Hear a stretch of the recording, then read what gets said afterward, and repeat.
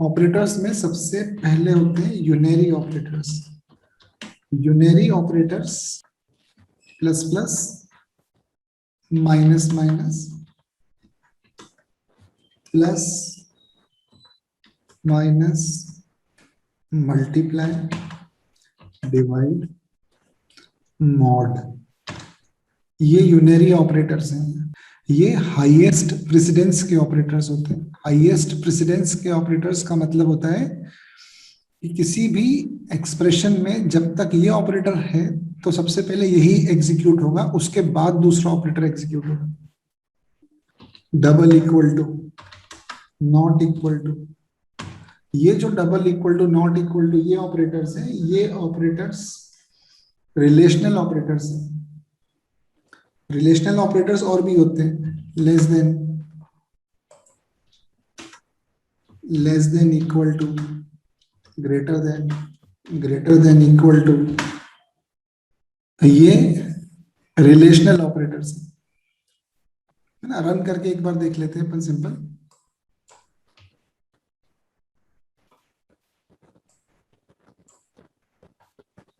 हमने variable declare किया integer x is equal to 10, एक और वेरिएबल डिक्लेयर किया integer y is equal to 20।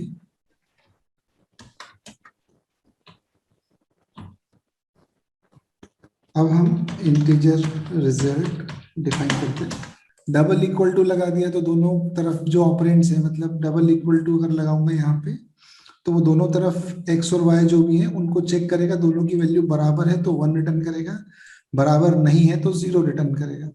तो इस समय 10 और 20 है। अगर मैं यहाँ पे प्रिंट करूंगा रिजल्ट तो वो 0 आएगा।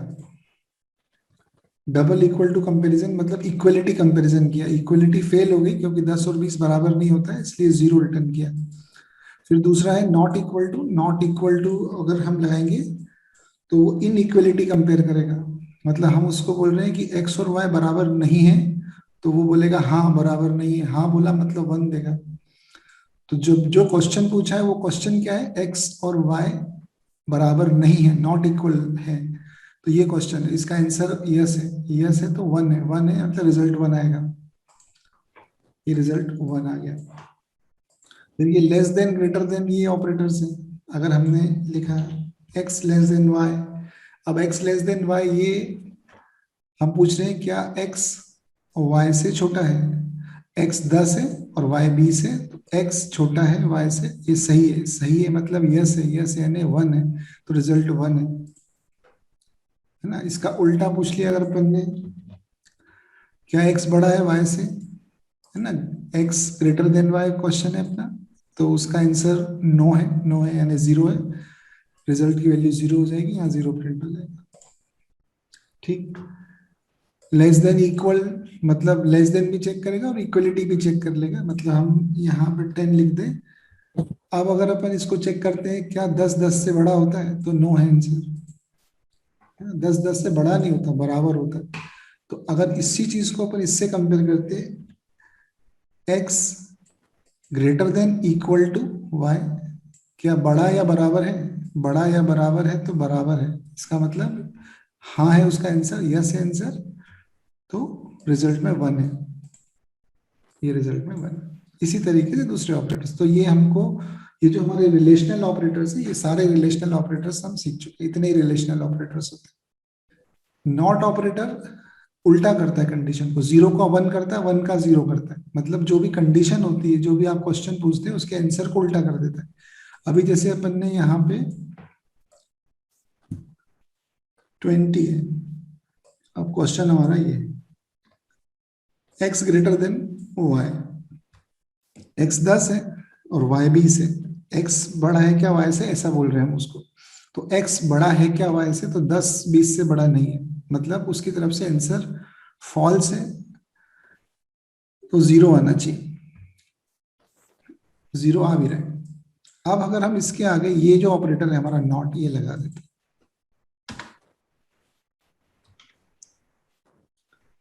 है ना, नॉट लगा दिया,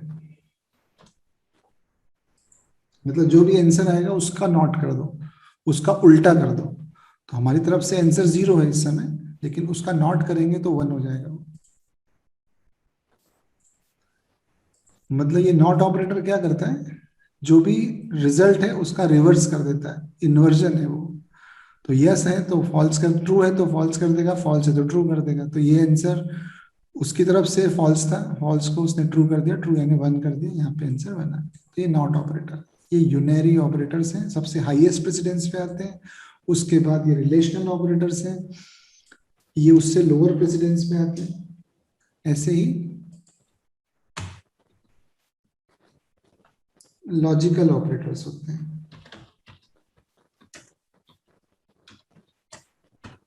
लॉजिकल ऑपरेटर्स जो होते हैं वो होते हैं एंड और। ये दो ऑपरेटर्स लॉजिकल ऑपरेटर्स बोलते हैं, एंड और ये होता है और। अगर हम उससे उसको दो कंडीशंस दें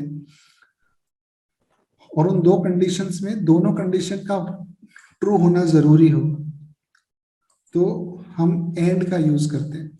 मतलब एक काम करते हैं, यहाँ पे हम लेते हैं integer z is equal to 30।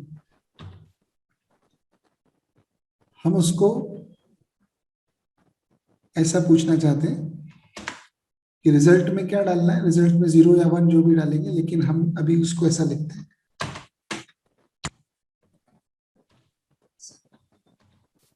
अभी ये दो कंडीशंस हैं और उन दोनों के बीच में एंड लगा दिया।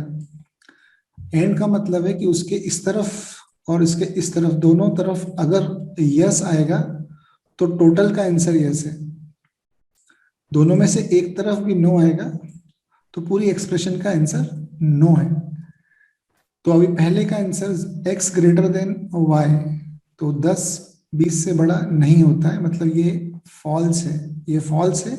तो एंड में अब इधर ट्रू हो चाहे फॉल्स हो इससे कोई मतलब नहीं है, ये फॉल्स ही आएगा, क्योंकि एंड को दोनों तरफ ट्रू कंडीशन चाहिए। तो अभी ट्रू तो है ही नहीं, पहली कंडीशन ही फॉल्स है। इस केस में तो दूसरी भी फॉल्स है, लेकिन दूसरी से मतलब नहीं, एंड को दोनों तरफ ट्रू चाहिए। तो अभी दोनों तरफ ट्रू नहीं है, ट्रू नहीं है तो मतलब ये रिजल्ट देगा फॉल्स, फॉल्स यानी 0, तो रिजल्ट है 0, रिजल्ट है 0। ठीक, अब हम कंडीशन ऐसी बना लेते हैं, इसको लिख देते हैं 50, एक्स की वैल्यू 50 है।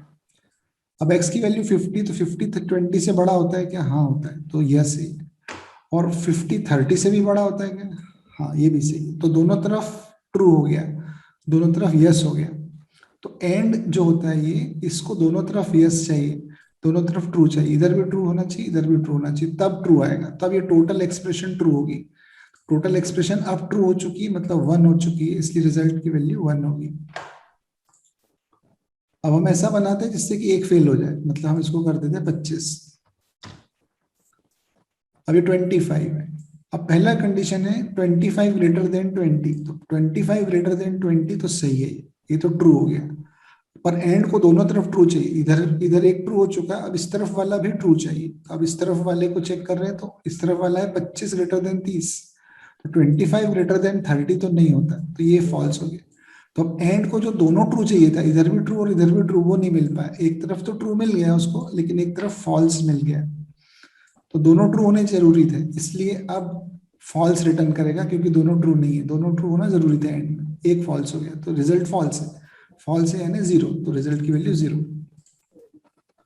रिजल्ट की वैल्यू 0। तो हम ये समझ गए कि जो लॉजिकल ऑपरेटर एंड होता है उसका मतलब है कि उसके आसपास दो कंडीशंस होगी दोनों तरफ, और दोनों तरफ वाली कंडीशंस को यस होना, ट्रू होना जरूरी है, तभी वो कंप्लीट आंसर को ट्रू करेगा।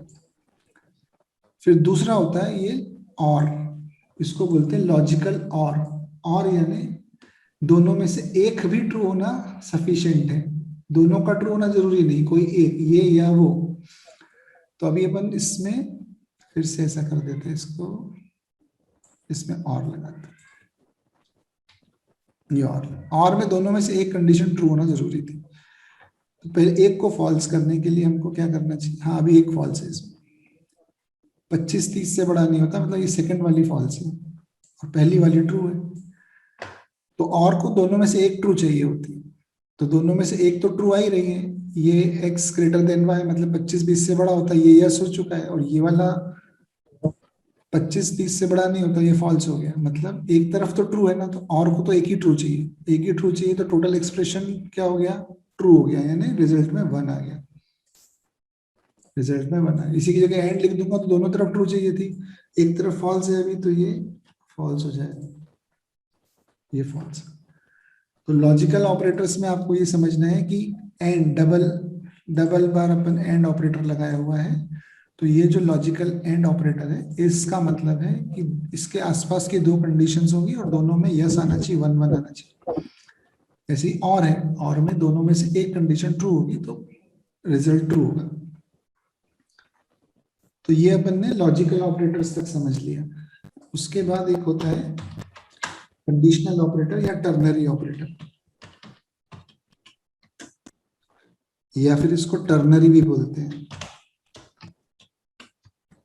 Ternary operator. टर्नरी ऑपरेटर कैसा होता है, क्वेश्चन मार्क कोलन, ये ऑपरेटर टर्नरी ऑपरेटर। तो अभी अपन ऐसा करते हैं इसको,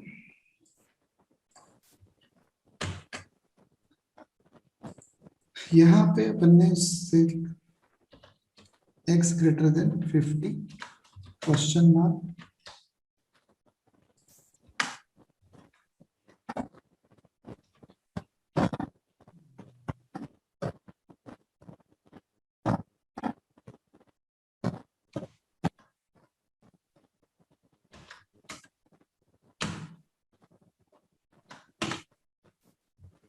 अभी इसको समझो आप, इसमें ये टर्नरी ऑपरेटर है, क्वेश्चन मार्क और कोलन, ये क्वेश्चन मार्क और ये कोलन।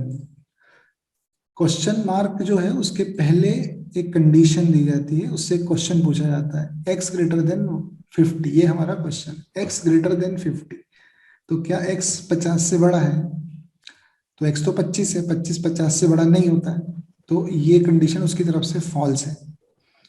जब जब कंडीशन फॉल्स होगी तो कोलन के बाद जो लिखा हुआ है वो रिजल्ट में जाएगा, मतलब जीरो रिजल्ट में जाएगा।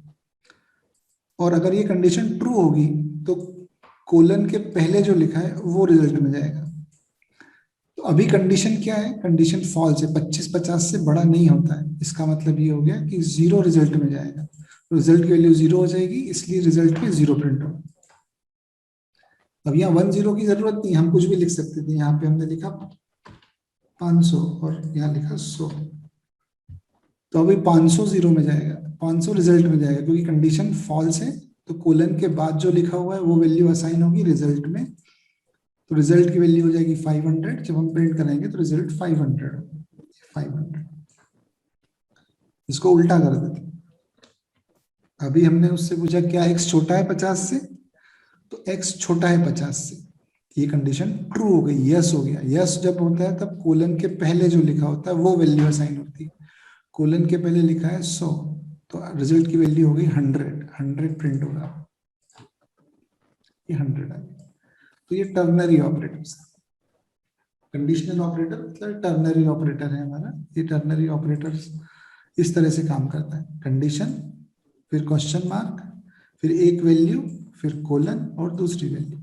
कंडीशन अगर यस है तो कोलन के पहले वाली वैल्यू, कंडीशन अगर नो है, फॉल्स है, तो कोलन के बाद वाली वैल्यू, ये यूज होगा।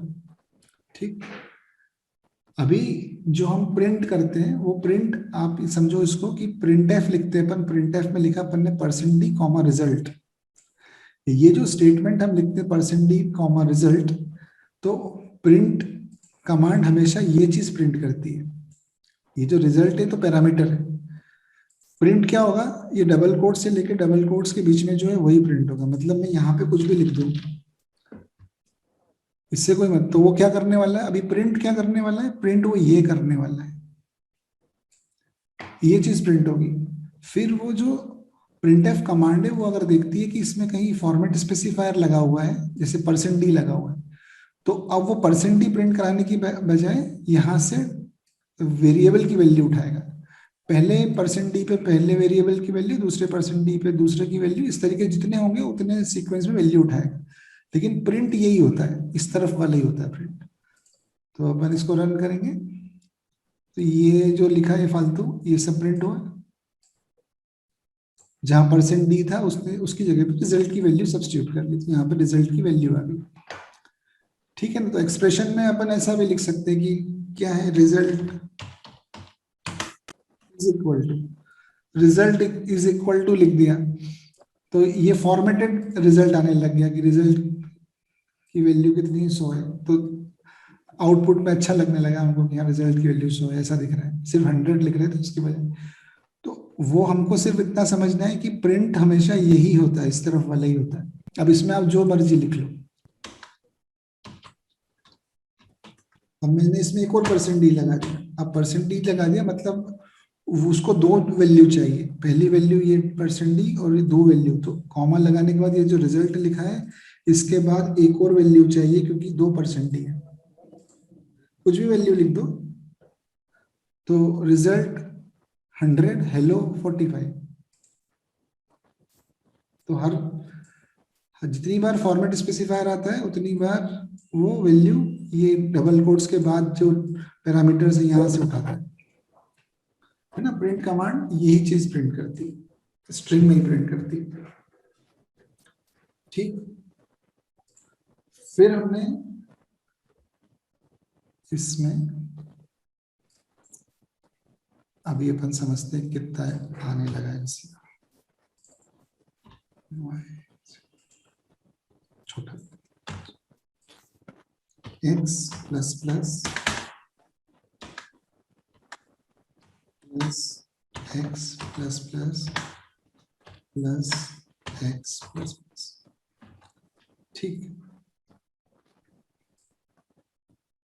हम लिखते हैं y कितना है और x कितना है। ठीक है, अभी अपन ने प्लस प्लस ऑपरेटर कल समझा था कि प्लस प्लस ऑपरेटर क्या काम करता है। प्लस प्लस ऑपरेटर एक से बढ़ाता है वैल्यू, किसकी बढ़ाएगा, जिस पे लगा दिया। जैसे हमने x पे प्लस प्लस लगा दिया मतलब x की वैल्यू एक से बढ़ेगी, 5 से 6 होगी, फिर ये एक से बढ़ेगी, 6 से 7 होगी, ये फिर एक से बढ़ेगी, 7 से 8 होगी। मतलब इसको चलाने के बाद x की वैल्यू तो 8 प्रिंट होने वाली है क्योंकि 3 बार x में हमने एक जोड़ा है। तो x की वैल्यू अभी, x की तो क्लियर वैल्यू है कि 8 आएगी, अपन चला के देख लेते हैं। x की वैल्यू तो 8 आएगी। अब ये y 18 क्यों हो गया ये समझा, ये y की वैल्यू 18 हो गई, ये कैसे हुई होगी। हमने सबसे पहले लिखा x plus plus, x plus plus मतलब सबसे पहले वहां पे x की वैल्यू यूज हुई, यूज हुई तो कितनी x सब्स्टिट्यूट होगी यहाँ पे। अपन इसको ऐसे कमेंट में डाल के देखें, x प्लस प्लस है, x प्लस प्लस है, इसका मतलब सबसे पहले x इस्तेमाल होगा, x इस्तेमाल हुआ तो 5 यूज हो गया। फिर प्लस प्लस मतलब यूज होने के बाद इंक्रीज करना है, तो ये यूज हो गया 5 और फिर इंक्रीज कर दिया, तो अब x की वैल्यू 6 हो चुकी है। ठीक है, आगे गए प्लस आ गया, ठीक है, फिर x आया, तो x क्योंकि 6 हो चुका है इसलिए यहाँ पे 6 लिखा जाएगा, और प्लस प्लस से x 7 हो चुका है, उसके बाद प्लस आया, अब x तो 7 हो चुका है तो यहाँ पे 7 होगा, और 7 लिखने के बाद x की वैल्यू 8 हो जाएगी क्योंकि फिर प्लस प्लस चलेगा, तो 8 हो गई x। तो अब जब नीचे की लाइन में आया तब x तो 8 हो चुका है, तो 8 दिख भी रहा है मेरे को, लेकिन एक्सप्रेशन क्या बनी, 5 प्लस 6 प्लस 7। अगर 5 प्लस 6 प्लस 7 को आप ऐड करेंगे तो 18 आ जाएगा, और वहां वहां पे 18 दिख भी रहा है हमको। तो इससे हम समझ क्या रहे हैं, इवेल्युएशन कैसे होता है। ये जो सबसे पहले लिखा था मैंने यूनरी ऑपरेटर, यूनरी ऑपरेटर पहले चलते हैं, उसके बाद अब ये यूनरी ऑपरेटर में भी प्लस प्लस और माइनस माइनस पहले लिखा हुआ है और plus minus multiply divide mod बाद में लिखा हुआ है। इसका मतलब पूरी एक्सप्रेशन में जब तक सारे प्लस प्लस नहीं चल जाते तब तक ये वाला प्लस नहीं चलेगा, ये वाला प्लस सबसे बाद में चलेगा क्योंकि ये बाद का ऑपरेटर है, पहले के ऑपरेटर्स प्लस प्लस और माइनस माइनस। तो इसको बोलते हैं ऑपरेटर प्रेसिडेंस। ऑपरेटर प्रेसिडेंस मतलब लैंग्वेज में पहले से ये डिफाइन किया गया है कि कौन सा ऑपरेटर पहले चलेगा और कौन सा ऑपरेटर बाद में चलेगा। ये जिस सीक्वेंस में मैं लिख रहा हूँ ना, ये प्लस प्लस पहले लिखा, फिर उसके बाद प्लस माइनस मल्टीप्लाई लिखा, ये सीक्वेंस सेम है। अगर ये चीजें नीचे लिखी है, जैसे double equal to, not equal to, greater, ये नीचे लिखा है, मतलब अगर पूरी एक्सप्रेशन में कहीं पे लेस देन लगाया हुआ है तो वो बाद में चलेगा, पहले ये प्लस मल्टीप्लाई हो जाएगा, उसके बाद में लेस देन इक्वल टू चलेगा। ऐसे ही ये ऑपरेटर बाद में चलेंगे, पहले ये ऑपरेटर चल चुके होंगे। तो इसका मतलब ये हो गया कि जिस सीक्वेंस में ऑपरेटर प्रेसिडेंस डिफाइंड है लैंग्वेज में, उसी सीक्वेंस में एक्सप्रेशन इवेल्युएट होती है। तो ये जो एक्सप्रेशन है, इसको इवेल्युएट करने के लिए एकदम सिंपल से हमने समझा कि पहले x लिखा था और x की वैल्यू हमने सब्स्टिट्यूट की, प्लस प्लस चल गया, उसके बाद वाला प्लस चलेगा नहीं, इंतजार करेंगे क्योंकि अभी बहुत सारे प्लस प्लस बाकी हैं। तो ये प्लस ऐसा कैसे लिख लिया मैंने, लेकिन यहाँ पे लिखा हुआ x, तो क्योंकि वो x प्लस प्लस चल चुका है, तो x की वैल्यू 6 हो चुकी है, इसलिए मैंने x की वैल्यू यहाँ पे 6 लिखी है। उसके बाद प्लस प्लस चल गया तो x की वैल्यू 7 हो गई है, लेकिन अभी मुझे प्लस नहीं करना है, प्लस ऐसा कैसे लिखा है, क्योंकि वो 7 हो चुकी है, तो यहाँ पे x को मैंने 7 लिखा और उसके बाद प्लस प्लस, तो x की वैल्यू 8 हो गई है। अब x इस पूरे यहाँ तक चलने के बाद मेरी एक्सप्रेशन 5 प्लस 6 प्लस 7 बनी, लेकिन x की वैल्यू इंटरनली 8 हो चुकी है। तो अगली लाइन पे जब मैं आया और मैंने x इक्वल टू प्रिंट कराया, तब x की वैल्यू 8 आई। और क्योंकि एक्सप्रेशन 5 प्लस 6 प्लस 7 बन गया था, इस वजह से y इज इक्वल टू 18 हो गया।